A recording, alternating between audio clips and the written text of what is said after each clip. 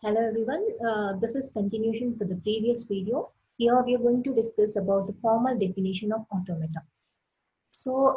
Before representing this formal definition, the general representation of automata will be pictorial representation. That means diagrammatic representation.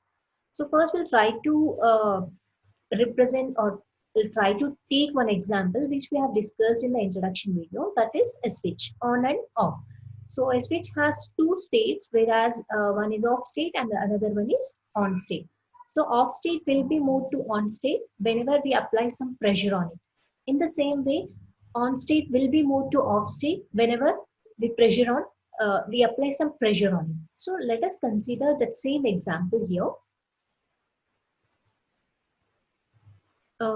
I'm just taking two states here. So one is Q naught, which is off state, and the another one is Q1, which is on state. So off will be moved to on whenever I apply some pressure. So which I'm taking it as P. In the same way, on will move to off again when I apply some pressure on it. So this will be repeated, but there should be a starting point for this. So I'm just taking the starting point as off state, which is Q naught. And there should be an ending state also. So you can take off state as ending state or on state as ending state according to our requirement. For example, off state is initially off, so that will be the starting state. I'm just like activating that switch. That means the switch is on. Then I can stop the process there itself. Otherwise, after completing my work, again I'm switching off that light. That may be the ending point. So according to your requirement, you can stop the process. For example, I'm just taking this on state is an ending point. So in which the ending point or terminating state will be represented using double circuit. So here Q0, Q1 are the states which represent the position. That means on and off. So Q0 is off, Q1 is on. Whereas Q0 is the initial point where I'm starting this process, which is represented using an input arrow. That means incoming arrow with a keyword called start. And these are nothing but the transitions. This arrow marks are represented like they call as transitions. On the each transition, you need to place the input. So whenever I apply that input, the transition, the move will occur. In the same way, the terminating state where we are stopping this process will be indicated using double circuit. So now this is pictorial representation. For this representation, how to represent the finite automata. As we discussed here, finite automata can be represented using 5-tuple notation. The first tuple is Q. What is Q here? Q is finite set of states. So here in this example, what is Q? Q is a finite set of states. It is a set, so I need to represent the set with a flower bracket. And we have two sets here, two states, Q0 and Q1. So this is Q, the first tuple. And whereas sigma. So what is the sigma? Finite set of symbols, which is also called as alphabet of the automata. That means input. So what is the input you are giving to change that state? So Q0, from Q0, if you want to move to Q1, we are applying some pressure. That is input. What is the pressure we have? P. So this is the input. And here in the reverse direction also, we have the same input P. So that means in this automata, in this diagram, we have only one input symbol, that is P. But in some problems, we may have multiple inputs also. Now for this problem, sigma is, it is also a set. So use the symbol, but we have only single input, that is P. And the next is delta, which is transition function. So when transition will occur for a state, if I apply some input, it will move to another state. So that moving is nothing but the transition. Moving from one state to another state is called as transition. So now in this diagram, so for delta, we have two transitions. One is Q0 on P goes to Q1, Q1 on P goes to Q0. So we can represent that delta Q naught on P. Whenever you apply P on Q naught, there it will go to Q1. In the same way, Q1 on P goes to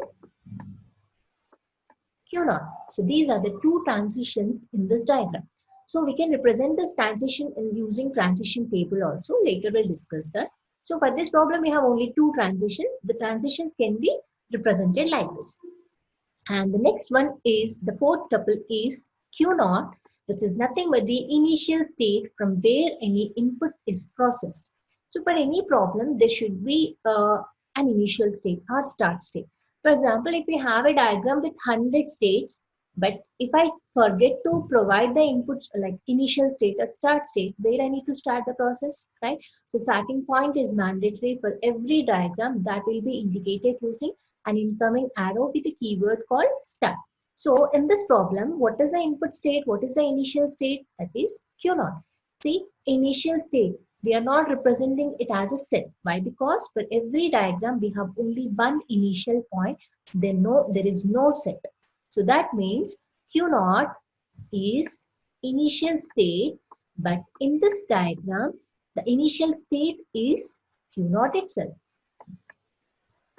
And coming to last one here, set of final states. See here we are representing set. So in our diagram, we are taking the final state or terminating state as Q1, but in sometimes there may be a chance of getting multiple final states. For example, I'm just starting from my home, but I have not decided where to go. I may go to shopping, I may go to movie, I may go to restaurant. I don't know the exact destination. Why? Because I have multiple destinations. I may go to restaurant or movie or shopping, whatever, right? So after going out, based on my mood, I choose the destination. That means we have multiple terminating states here. In that case, you can use set here. But in our problem, we have only Q1. So the capital F represents what? It is a terminating states, set of. So set means, again, I need to use the symbol. In our diagram, we are taking Q1 as terminating state. I need to represent like this. So for any diagram, for the given problem, first we need to draw the diagram. After drawing the diagram, we need to represent this pi tuple notation. In the pi tuple notation, the first tuple is Q, which is set of states. And the state should be finite number. You need to use finite number of states only. And the second one is sigma, which is input symbols. So we are using some input. Whenever you apply that input, then only transition will occur. So that input symbol you are representing using sigma. And the next one is delta, transition function. So how the transition will occur? So for a state, if I apply some input, it will go to another state which is called as transition. So every arrow mark indicates a transition except that start arrow mark. And Q naught is the initial state and starting state. For every diagram or for every problem, we have only one initial state. And F is set of final states. So based on our requirement, we may have any number of final states. The minimum is 1, maximum is our wish. Based on our requirement, we can use. So for this, we can combine all these. How to represent this? 5 tuple notation. This is a 5 tuple notation. The first one is Q. In our problem, the Q is Q naught, comma, Q1, and next is finite set of input. We have only one input P, and the next one transitions. I'm not specifying the transition, I'm simply writing delta. And Q naught for our problem, the initial state is Q naught, and final state, we have only one final state, that is Q1. So this is the 5 tuple notation for our problem.